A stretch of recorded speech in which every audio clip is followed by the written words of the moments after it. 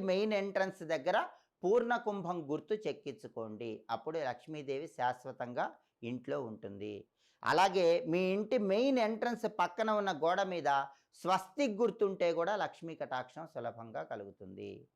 అలాగే లక్ష్మీ కటాక్షం కలగాలంటే ఎవ్వరూ కూడా సూర్యోదయ సమయంలో, సూర్యాస్తమయ సమయంలో నిద్రించరాదు.